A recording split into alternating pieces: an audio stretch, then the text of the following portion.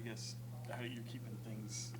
There was things that you liked last night, things that you didn't. I mean, when you look back at the tape, is there a step forward from trying to get rid of some bad habits? Yeah, like I said, that's why this is an 82 game season. You got to continue to try to focus on the things that are going to get you where you want to go to. And, watching the film, this is what I said last night. I could have helped them better, and that's the first thing I told them. Um, and I got to make sure I hold myself accountable first while holding everybody else accountable. But the players, they know. We talked about it. They understand what they have to do, and it has to be done over a 48-minute period. But there were good things that we did last night on both ends of the floor. There were a lot of good things offensively. Our pace for the first time was where it needed to be. Not only our pace pushing the ball, but man, we got to the corners like we did year one. It was the best we did getting to the corners consistently for the whole game, which helps our pace tremendously. But that's the best we've done all year, and even including last year possibly, and it showed. We want to keep crashing the glass. Domas did a hell of a job offensive rebounding. We got to continue to get everybody else to make sure they crash and try to get second opportunities. We touched the paint and sprayed it.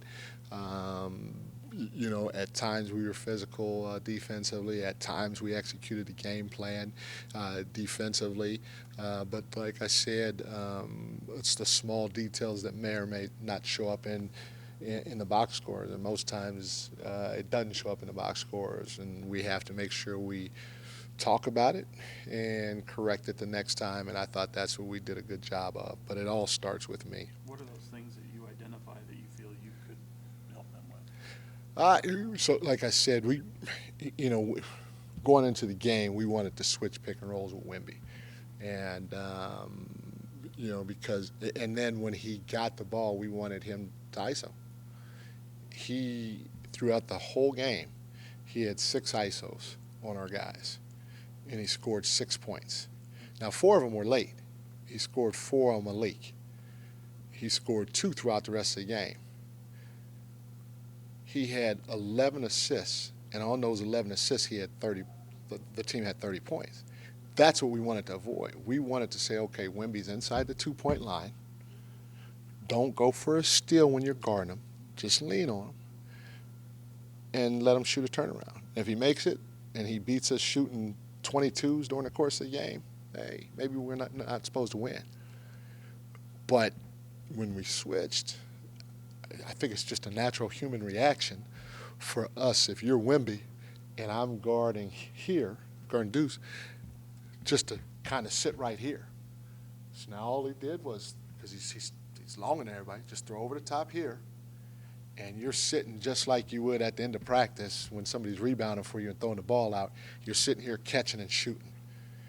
And we told our guys, leave. It doesn't matter if it's Fox, Malik, whoever, leave them on an island. And those guys just got to fight and make sure that we stay close to shooters and find cutters. But, again, if we're not executing that the right way, then I need to get out of, even though I believe in it, and the numbers told the story, I need to get out of it. But there seemingly was too like some miscommunication on like pick and roll coverage where like maybe Keegan Sabonis would drop off to the big and leaving the shooter's space too. Is that just well, again, it comes down to the details. So when you read pick and rolls, okay, if I'm guarding the screener, I'm going to take you. You're going to be the screener. You're going to screen Sean. You got the basketball, right? You got the as you go to screen Sean, if I let you go ahead. What are you going to do now if the ball's here? You're going to slip to the rim, right? Because, look, there's all that room. The rim's here. You're going to slip to the rim. So when you slip, I'm going to be like, oh, shit. You're going to be like, oh, shit, and we're both going to go with you. And you're wide open. What needs to happen is, as you're going to set the screen, come on, go set the screen. Can you slip? No. Okay. I got to control the screener first. On top of that, now I'm going to switch it. You come set the screen on me. I'm guarding the ball. You got the ball. If I anticipate that I'm gonna switch this pick and roll, okay, you're coming to set the screen on me. So you're guarding here, okay? So if I drop too soon, okay, and you're underneath him, what are you gonna do? You're gonna stop right behind him and shoot it. Can I get to you? Can you get to him? No. He's just gonna screen the first guy. Same with the DHO. If he has a DHO and we're switching a DHO, if I leave too soon to get underneath and you're underneath and you're getting the DHO, where are you going to stop? You're going to step directly behind him. And who's going to get to you? Nobody.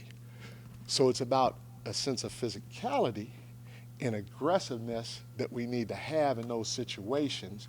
And again, are those going to show up in a stat sheet? No. What's going to show up in the stat sheet is your made three, though. And so the attention to detail, when we all know it, and we're going to all get better with it, has to be there. Because when you have a team like that, especially when you have a couple of breakdowns like we did early, and that ball goes in, now they're confident.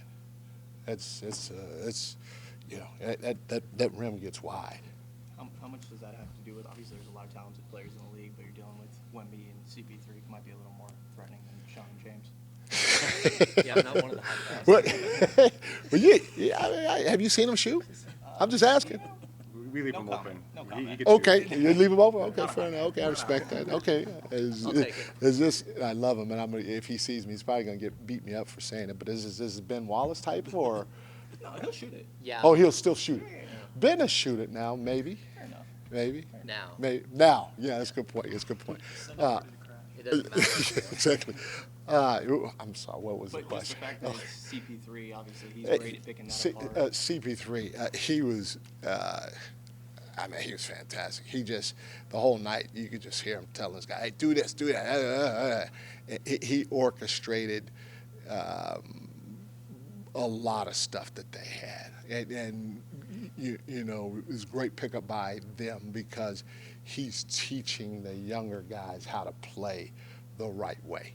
And then having a steady hand like HB out there is fantastic for them too. It's those two guys just upgraded that team tenfold. Mike, how important is it?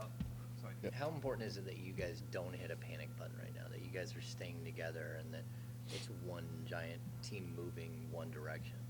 No, I mean that's why, like I said, it's an 82 game season. It's a long season. Now, don't get me wrong, we can't continue to be like, hey, let's lose games and figure it out, and we did this great and that great. But we got to win games because that's what we get paid to do, and at the end of the day, that's what it's about. But you know, we got. I said this before. Got to make sure we live up to our standard, and that's to communicate, to play for each other or be there for each other. That's on the floor, that's off the floor, that's through adversity, that's through good times. We got to stay connected. But we also got to make sure we take accountability. And that's why I'll be the first one to say, I screwed up. I even told our group that. I got to be better. I got to help them better. We all have to take accountability while we're going through this thing. Okay? And then at the end of the day, we got to compete. And not just compete defensively, but compete offensively. Competing here with each other, even if it's a shooting drill. We got to compete. We got to get something out of everything we do. So that's what this is all about. Our guys know it, and they're preaching the same thing too. You talked a lot about decline isn't always right. 100%. It's not always straight up. There's a big difference between regression and growing pains. Why do you feel what the team is going through more fits into that growing pains, and you'll come out of it better than taking steps backwards? Matty, I believe in the guys in the room. I really do. I think their heart, their brain too, but their heart and their soul is in the right place. I mean, you could feel if guys are just going through the motions and they really don't care. Every single person, man to man down the line, care about what we're doing.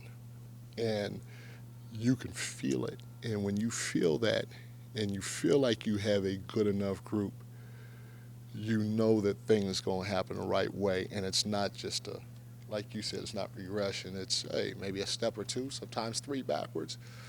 But if we keep pounding the rock, stay with it, stay together, like I was talking about with Jay, we're going to have a chance to get right.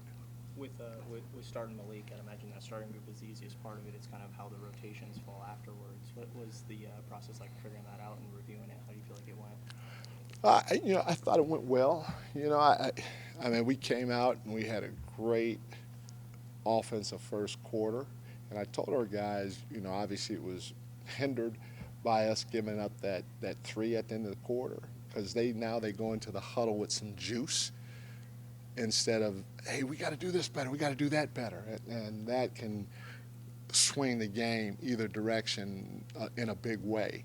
So I thought the group was good, and we're going to continue to give it a look. It was just a process, I wanted to try this and that and this before going to it, because now that I'm here, I got to give this a long look.